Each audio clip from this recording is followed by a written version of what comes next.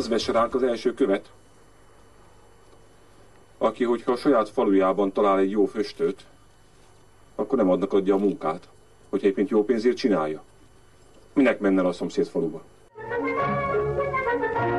Az egyik ilyen utat a nagyrédei elkerülőt 2004-ben személyesen Gyurcsány Ferenc adta át. Persze akkor még senki sem tudhatta, hogy évek múlva találnak egy fájt, amit Nagyréde osztás Strabag szerint néven mentettek el.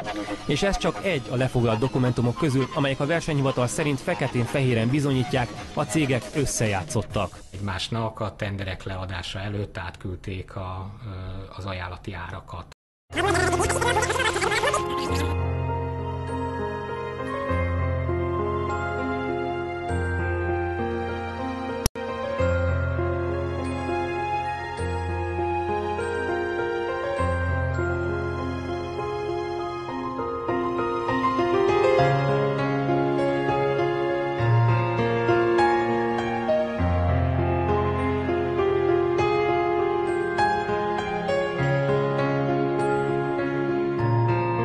Két mamutvállalkozás, a Strabag és az Egút, valamint egy kisebb helyi cég keveredett gyanúba. Ők megkérték az őket képviselő adószakértőt, beszéljen helyettük. Szerinte a cég eleve csak kényszerből kartelezett. Hogyha piachoz akar jutni, akkor vagy részt vesz a megállapodásban, vagy nem jut ahhoz a piachoz, nem jut ahhoz a közbeszerzési tenderhez, nem rúg labdába egyszerűen.